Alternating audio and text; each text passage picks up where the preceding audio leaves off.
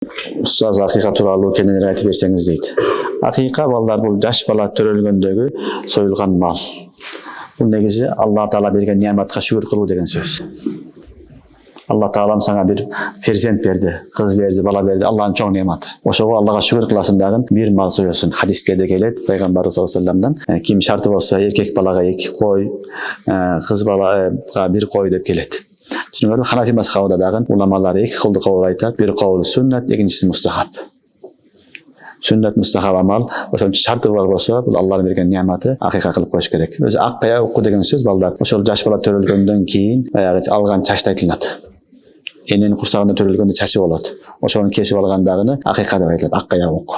Kийин oşogo soyulgan malды hakika dep atalып kalgan. Түшүнүңөрбү? Негизи жаш бала төрөлгөндө биринчи балдар эмне кылынат? Балага жакшы ат коюлат. Ата-эненин милдети жакшы ат койсун дейт. Экинчиси азан айтат кулагына. Үчүнчүсү Алла берген неаматка шүгүр кылып, ошол мал союп акыйка берет. Түшүнүңөрбү? Акыйканы кааласа өзү жеп алсын, кааласа 3кө бөлгөнү жакшы мустахап дейт уламалар. 3төн 1-ин өзү жесин, бирөөгө таркасын, калганын жолдошторуна, досторуна берсин дейт. Бул Алла берген неамат. Кимге Алла Таалам уул, кыз неамат берген болсо, Аллага шүгүр кылуу деген сөз колунан келсе кылган жакшы амал.